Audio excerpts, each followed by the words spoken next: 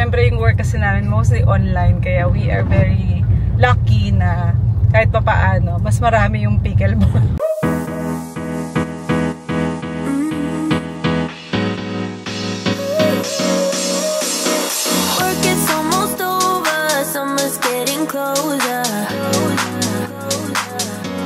Hi mga Zooms! Welcome back sa aming channel. Pasensya na kayo, medyo madilim ha. Sa mga bago po naming nanonood dyan, kung napadaan kayo dito, pwede nyo po kaming i-like and subscribe kung gusto nyo pong mapanood ang aming daily vlog. Ayan. Ang ginagawa po namin dito sa video ay ang aming pang-araw-araw na ginagawa sa buhay. Which is mostly pickleball. Pickleball and housework. Opo. Siyempre yung work kasi namin mostly online, kaya we are very lucky na kahit papaano, mas marami yung pickleball kaysa sa pagtatrabaho. So far. Okay? So far. But anyway guys, ang start ng ating vlog for today ay gabi na. Kasi nasa bahay lang kami and yun nga, working. Nakapag-gym ako kaninang umaga sa bahay. So I did legs. Ikaw? Ay hindi, back pala, sorry. I did back today. Shoulders. So, happy ako kasi itong buong linggo, alam nyo ba, naka-3 araw akong workout, which is very unusual dahil nga sabi ko sa inyo sa mga previous vlog ko, ay kakabalik ko lang ulit magbuhat ng weights kasi wala akong inatupag kundi mag-cardio using the pickleball sports. Ngayon, kailangan i-combine ko na siya para bumalik yung mga muscles ko. And since mostly weights naman yung ginagamit ko, bumili ako sa Shopee. And very happy ako kasi ang ganda ng quality ng nakuha naming weights ni Andy. So yun yung ginagamit namin pag-workout ngayon sa bahay lang. And so far so good. Ngayon namang araw na ito na, gabi na actually. Pupunta na kami sa pickleball at umuulan na naman. So yung mga courts na pina-reserve namin ay hiwalay. 5 kami dito sa Monte Vista. Tapos yung ibang grupo naman namin ay sa Suburbia, dun sa kabilang side ng Marikina. Meron nga kaming ginawang pickleball club.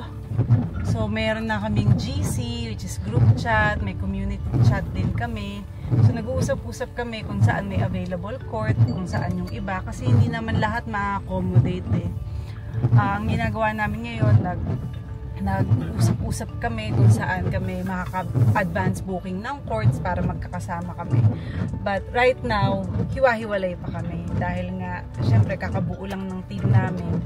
Kaya, eto, hiwa-hiwalay pa. Ngayon, nasa Monte Vista kami, kasama ko si Curty. Ayan siya sa likod. Hi Curty, mag-hi ka naman. Kahit madilim ka dyan. Si Andy, tapos susunod dito si Ines at saka si James. So 5 kami dito, kaya halika na, tawid na muna tayo dun kasi umuulan. Yan, we're here now. So, whoop! Good reflexes. Yan, so we got 2 courts here today. Tapos yung isa, training.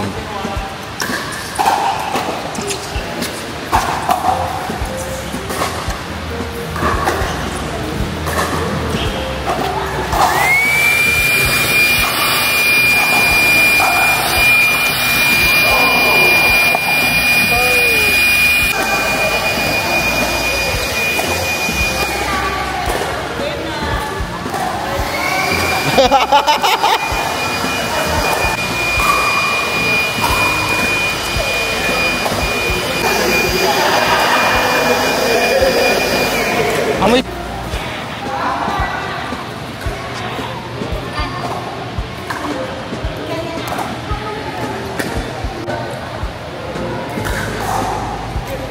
Sino panalo? Sure? Pero bakit siya umiilag? Ha? Bakit ka daw umiilag si? Ba't ka sumisigaw? Ano jalog mo siya? Alam mo na din. Tanda na ako.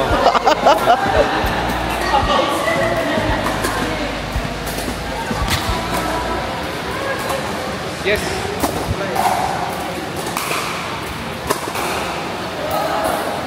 Ay!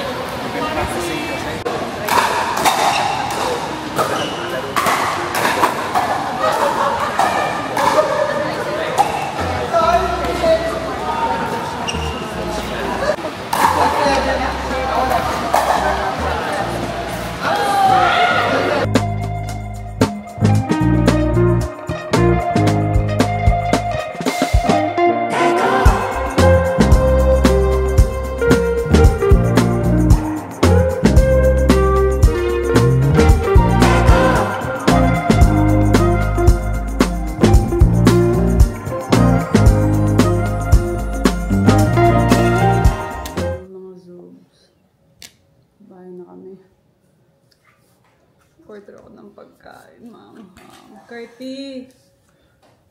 Sa'yo na lang to. Parang nasa labas na siya. Ano ba siya? Ano to? Ano ibang food? There's still some... Baka may sinigang pa. Check mo ba?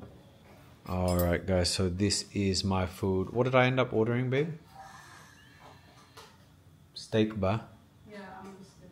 Angus steak. So I was gonna go for corned beef, but actually last night I had corned beef at Boinita and sobrang masarap. So I don't want to back it up with a second corned beef. So I went for the Angus steak. So sana masarap to. Kasi ito sobrang spicy. So yun, someone else has to eat it. Alrighty guys, that's it for another vlog. So as you saw, because of the weather, we haven't been able to get too much done the last few days. So we're sorry that things haven't been so interesting, but we still were able to get a pickleball game in. And it was an early night, but we did have quite a few good games. Only problem was at the end of the games, my shoulder started to hurt a little bit.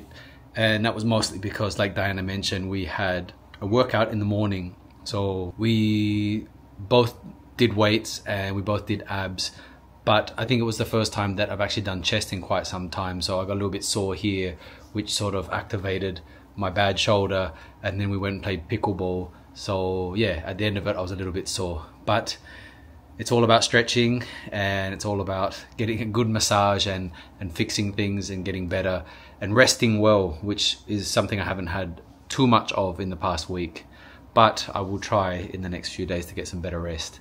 And as you saw, we got home, we ate a good meal, and I had the corned beef, which I was really happy about. So yeah, it's a good way to end the night. And of course, at the end of every night, we tend to watch some Netflix. So we did that and we fell asleep. But yeah, that's it for this vlog. We'll see you tomorrow.